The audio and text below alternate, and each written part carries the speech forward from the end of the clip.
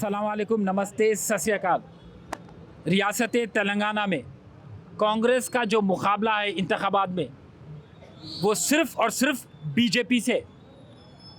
तो मैं केसीआर अन्ना को बोलना चाह रहा हूँ, केसीआर अन्ना, आपको तो तेलंगाना की जो आवाम है वो धुतकार दी, आपके पास से कुर्सी खींच ली, ओहदा खींच ली, फिर आप इंतखाबात में आकर वोटों को क्यों तकसीम करना चाह रहे?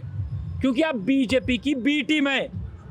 आप वोटों के बीच में इंतशार पैदा करके बीजेपी को मदद करना चाह रहे।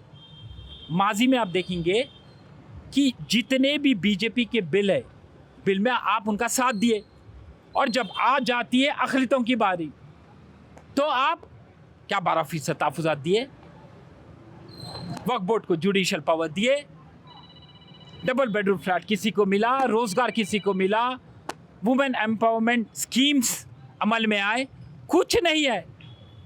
पूरा तेलंगाना तबो ताराज हो गया आपके दौरे हुकूमत में। यही वजह है कि आज तेलंगाना पर 6 लाख करोड़ का खर्चा है, और आज आप आके तनकीद कर रहे राहुल गांधी को, रेवंत अन्ना को। आप ख़त्म हो चुके, आप वेंटिलेटर पे है। अब आपको ज़मीन में बस धसाना बाकी है। हमारे वो इंशाल्लाह हम ये इंतखाबात में साबित कर देंगे। और आप ये बात वाज़े तौर पे ले लो, एक भी इनका एमपी जीतने वाला नहीं है। ये बीजेपी का काम कर रहे हैं। अब जब आ जाती है बात बीजेपी की, तो नरेंद्र मोदी को मैं कहना चाह रहा हूँ कि मोदी साहब, आप पूरे हिंदुस्तान को भगवा रंग में रंग देना चाह रहे। ऐसा नहीं हो सकता। हर रंग के मानने वाले बसते हैं हिंदुस्तान में। आप एक रंग में हिंदुस्तान को रंगने की कोशिश मत करो। और जब खुसूसन बात आती है मुसलमानों की, तो याद रखो, हम मुसलमान इस मुल्क से, इस मट्टी से इश्क करते हैं, मोहब्बत करते हैं। हमारे इश्क के दरमियान आने की कोशिश मत करो, वरना तुम रेजा रेजा हो जाएंगे। नरेंद्र मोदी का काम है जहर उगलना। आप हमारे तहफ़्फ़ुज़ात को रद्द करने की बात कर रहे हैं। आपका भी सियासती पूरा करियर ख़त्म होने वाला है ये इंतखाबात के बाद।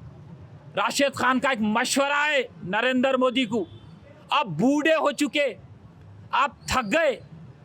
इतनी गर्मी है कि कीचड़ सूख गया, कमल भी सूखने लग गया।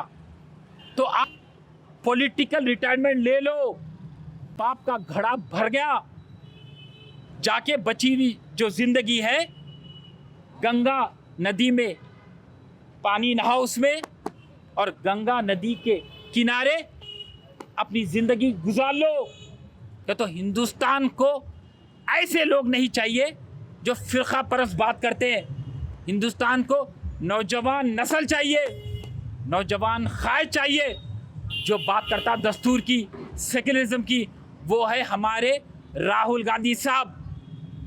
आप बूढ़े हो चुके, थक गए, और आपको अब आवाम धुतकारने वाली है।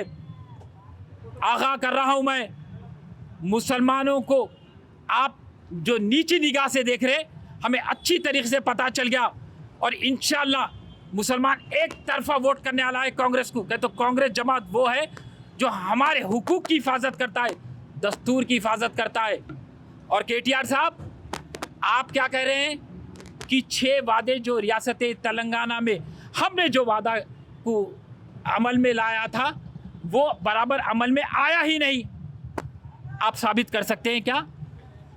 थोड़े दिन में आप चंचलगुड़ा जेल जाने वाले। याद रखो, आप फ़ोन टैपिंग के केस में चंचलगुड़ा जाने वाले। आप भूल जा रहे शायद, आपकी बहन कहाँ पर है? कविता, लिकर स्कैम में मुलविस वो खातून कहाँ है? गुजार रही है रात दिन किधर? तिहाड़ जेल में। तैयारी करो, अब भी बोरिया बिस्ता तैयार कर लो। चंचलगुड़े का वो बैरक आपका इंतज़ार कर रहा है। उसके पीछे आएंगे केसीआर साहब। कालेश्वरम प्रोजेक्ट में करप्शन, मिशन भागीरथी में करप्शन, हर जगह करप्शन। और आपका पूरा दामन दाग से भरा हुआ है और आप हम पे तनकीद करते, हम पे निशाना तानते। 100 दिन की हुकूमत में हमने 60,000 करोड़ से भी ज़्यादा खर्च कर दिया वेलफेयर स्कीम्स में, और आपकी हुकूमत 10 साल के लिए थी। गिनाना शुरू करूं तो लिहाजा चोर कोतवाल को बोले ये चीज़ यहाँ पर टिकने वाली नहीं है। रियासत तेलंगाना में धुतकारने वाली है आपको, KTR को, KCR को।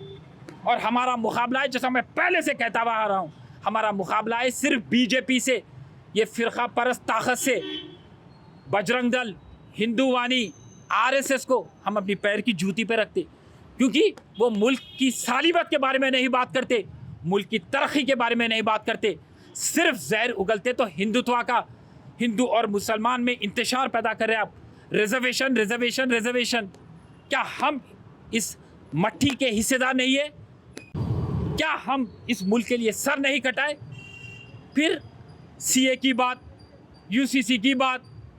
तो लिहाजा आवाम को अच्छी तरीके से समझ में आ गया कि बीजेपी के पास कुछ नहीं है। एक हाथ में राम है तो दूसरे हाथ में राम मंदिर, दो हाथों के साथ चल रहे, एक पतली लकीर पे चल रहे नरेंद्र मोदी साहब। आगे नरेंद्र मोदी साहब को नहीं मालूम कि कुआं है, गिरने वाले हैं, और अगर से गिरना नहीं चाहेंगी तो भी आवाम उनको धक्का देके गिरा देने वाली है ये इलेक्शन में। और इंशाल्लाह फतेहयाब करेंगी राहुल गांधी साहब को, कांग्रेस को फतेहयाब करेंगे हम एक तरफा वोट करेंगे। तो मैं हिंदू, मुस्लिम, सिख, ईसाई सबसे गुजारिश करता हूँ कि इस इंतखाबात में डेवलपमेंट के बारे में सोचो, तालीम के बारे में सोचो, दस्तूर के बारे में सोचो, सेक्युलरिज्म के बारे में सोचो। अगर से आज आप नहीं सोचेंगे तो फिर फ़िरका परस्त हुकूमत आ जाएंगी। तो लिहाजा हमको राहुल गांधी साहब को फतेहयाब करना है और कांग्रेस को फतेहयाब करना है। जय हिंद, जय कांग्रेस।